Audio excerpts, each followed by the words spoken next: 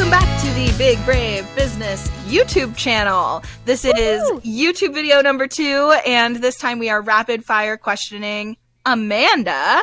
So if you missed it, we did a video, the previous video last week. I don't know how often these are coming out. Listen, we're new to YouTube. We're figuring out the YouTube game. But in the previous video, Amanda asked me 25 questions, and now I'm going to ask her.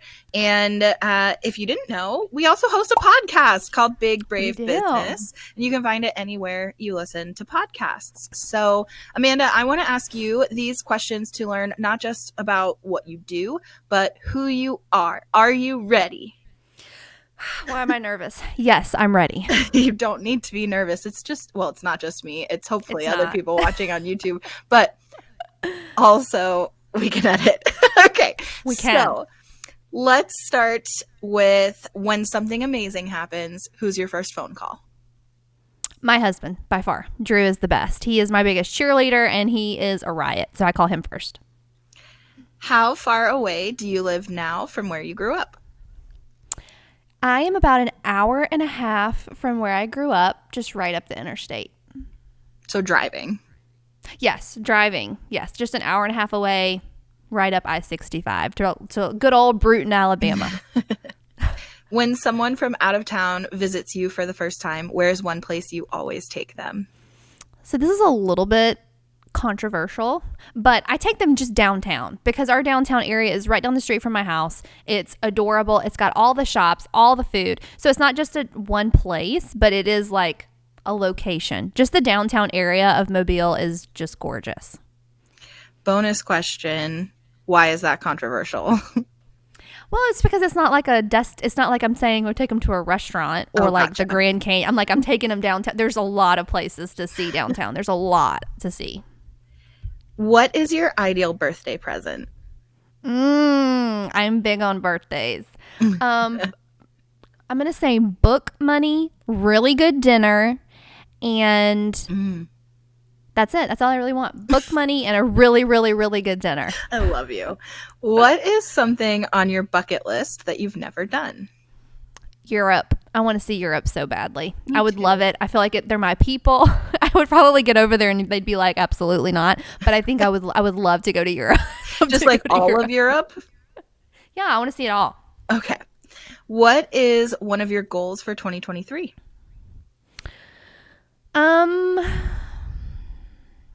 Probably my biggest goal would be I want to completely max out my book of business, which I'm on track to do.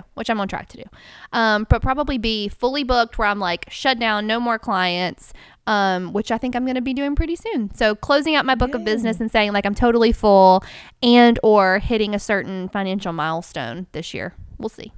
That's fun. Mm-hmm. What is one of your most unpopular opinions? College is not necessary. Period. The end. Underline, bold it. It's not necessary at all. I love college, but I mean, I'm not saying it's necessary. Okay. Yeah.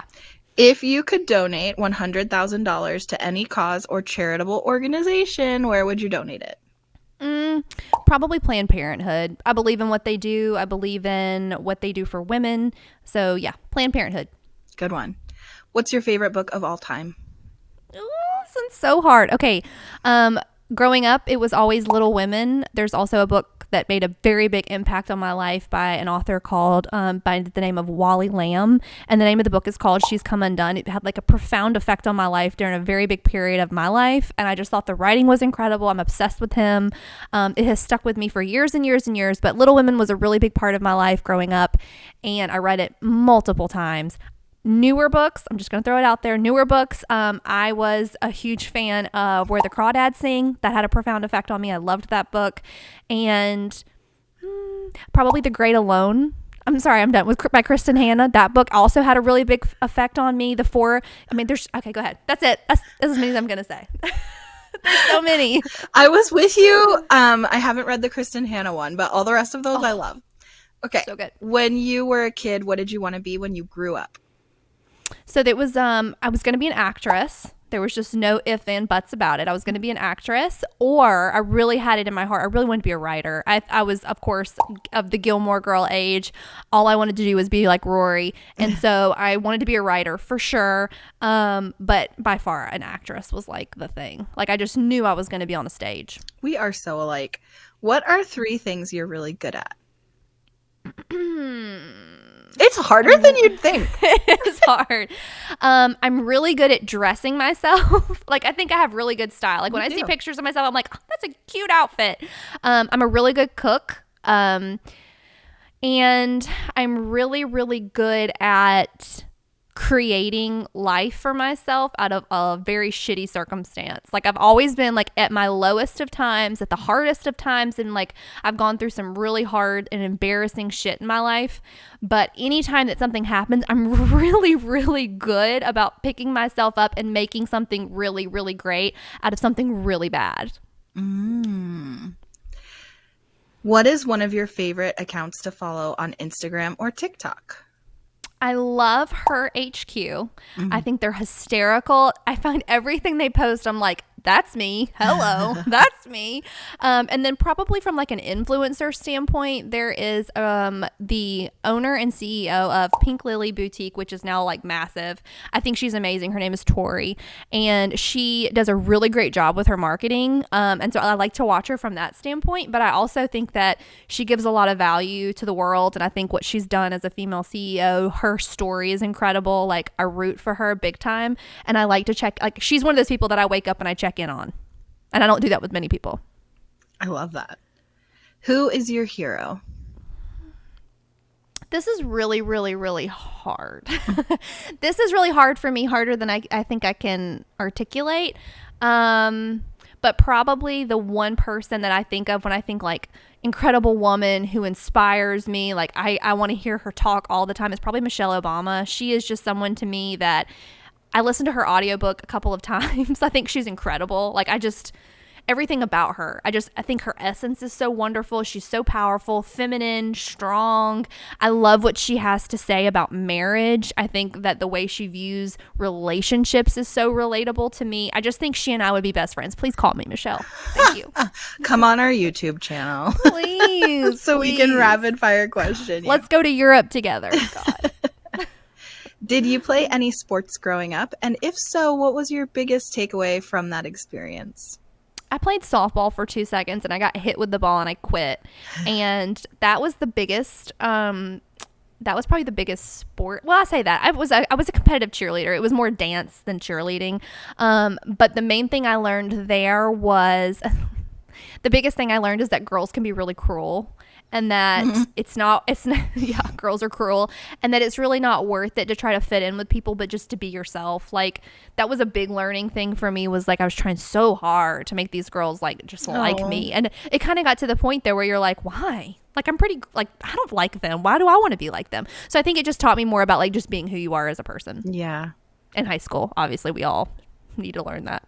You also danced though. I did. Yeah, I was a dancer. Ballet was really big for me. And I learned to love my body through that and appreciate what my body can do. So, yeah. Okay, this is one of my favorites. What is some of the worst advice you've ever received? Well, first, go to college. That's the worst advice I was ever given, because I know so many people that are in debt who can't seem to make a tenth of what they were trying to make. So go to college for sure. Probably the other advice would be get married young, have kids, probably. Things that was probably a big thing of advice that I was given. Am I like being so negative? I'm just being honest. No, I mean, it's a negative question, to be fair. Yeah, so that would probably be my thing. Is people trying to give me advice on what I should do with my life because they wish they had done that. Yes. You know what I mean? That was probably some of the worst advice. You know, I just want to do an interlude for our friends who have been listening to the podcast for a while, who remember when you became the poster child accidentally for LinkedIn, because you're about to become the poster child for anti-college. I don't care. It's me. Own it. I don't care. I don't care. Come talk to me about why I feel that way. I'll fill you in. I have receipts. Go ahead. Okay, what is the most recent podcast you listened to? I listened to Pop Culture Happy Hour, NPR. I was listening to their review of the new Nicolas Cage book. Movie. Nicolas Cage movie about the vampires. I didn't know there was a Nicolas Cage book. I was listening to that earlier this morning. Yeah, I love that movie. Looks funny. Okay, it looks so funny. They liked it, so I'm gonna watch it. What time did you wake up this morning? 6 What a.m. I figured. I didn't know if you heard me. What is one habit that keeps you productive? A habit that keeps me productive is probably making I got a good answer. I got a good answer for this one. I thought I was going to stump me, but I got it. Probably is saving and carving out time to do work. No meetings, just work. Like my biggest, these are my days where I just do work. Don't talk to me. I'm not having meetings. So my biggest habit would be protecting the days that I'm just going to work and not do meetings. What is one thing that would move the needle forward in your business right now? If we could add 5 more hours at the end of every day, I think that would be great.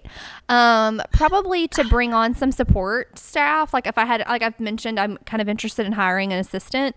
That would be really helpful. And then also having an office. Please, God, get me an office soon. So, yeah. What advice would you give yourself 5 years ago? Hang in there. It gets better. It will get better. That would probably be my biggest advice. Or I wouldn't do anything differently. Looking back, if I could tell myself, oh my gosh, 5 years ago, I wish I would have known what I know now. I really wouldn't have done anything differently. I would just have told myself it gets better, and it was a good decision to marry the redheaded guy. Aww. Yeah. He's pretty cool. He's all right. Describe yourself in 3 words. Yeah. Okay. Oh, such a good noise. Yeah. Okay. 3 words. I would say independent to a fault, as some would say. I would say creative, but I almost want to lean more towards unique. But I'll go with creative. And then adaptable. I've always said that. I'm very easily adaptable to any situation. I can hang out with anybody. Yeah, those are good. Other than what you do right now, what is your dream job? I would love to own a storefront. I would love to own a lifestyle brand. I've mentioned that on the show too. I think that would just be incredible. Yeah, I can't wait. What's one of your go-to weeknight meals? Tacos. I make tacos literally twice a week, and I make big batches of it, and then I make taco soup with it. I'll make quesadillas one night with it. Tacos for sure. I love tacos. That was my alternate answer. How many text messages do you send in a day? Probably close to 1,000. You do a lot of client communication, so I think that makes sense. I do, and I also text from my laptop and computer. So it's super easy for me to just oh yeah, if I had a Mac and I had my iMessages on my, oh my gosh, I would send so many. Yeah. What is one habit, activity, or trick that helps you self-regulate? Scheduling a day where I don't look at a screen. I just spend a whole day where I'm I'm not looking at a screen. I'm gonna look at a hard copy of a book. I'm gonna cook a recipe that is from a cookbook and not off of a YouTube video or a Pinterest. I'm going to only do things that are off screens. You did it! That's 25 rapid fire questions. That was so much easier than I thought it was going to be. I think it's fun. I feel like it's a really good way to get to know ourselves and each other better. And we can't wait to bring guests on and to learn more about them. So excited for that. And on that note, please comment and tell us who you think needs to be on the show because you want to hear their answers to these questions. And make sure you give this video a thumbs up. Isn't that what the YouTubers say? Give this like video and follow. And subscribe to our channel. That's it. Yeah, yeah. That's it. Thanks, Subscribe to guys. our channel. Okay. We'll see you in the next video.